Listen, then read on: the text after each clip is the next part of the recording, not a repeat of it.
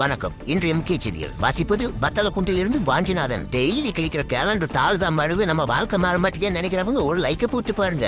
Lipstick பெருது ஓட்டுநருக்கு அவசர பசி எடுத்ததால் அண்ணாச்சி கடையில் பொரோட்டாவை வாங்கி கொண்டு நான் சாப்பிடுவதை யாரும் கண்ணு வைத்து விடக்கூடாது என்ற நோக்கத்தில் ஏரந்தின் இரு கதவுகளை இருக்க மூடிக்கொண்டு பொரோட்டாவை பொழந்து தள்ளியுள்ளார். அவர் பொரோட்டாவை பொழந்து வெட்டுவதற்கு காலதாமதமானதால் காலையிலிருந்து காத்து கிடக்கும் பயணிகள். கணக்கு படத்தை முட்டையை போட்டு பெயிலாக்கிய கணக்கு டீச்சரை கணக்கு பண்ணும் பிடி வாத்தியாருக்கு வேதியாக வேண்டும் என்று கங்குவா அம்மனுக்கு காலையிலேயே பூஜையை போட்ட சிறுவன் தான் எந்த கட்சியில் இருக்கிறோம் என்பதையே மறந்து தன் கட்சியே வன்மையாக கண்டித்த டேஸ் கட்சி டேஸ் நபர் வீரனை அடித்துவிட்டு தன் முன்னாள் காதலியான பத்மாவை நினைத்துக் கொண்டு பத்மாசனம் செய்யும் போது பல்ட்டி எடுத்த பல்லு போன தாத்தா.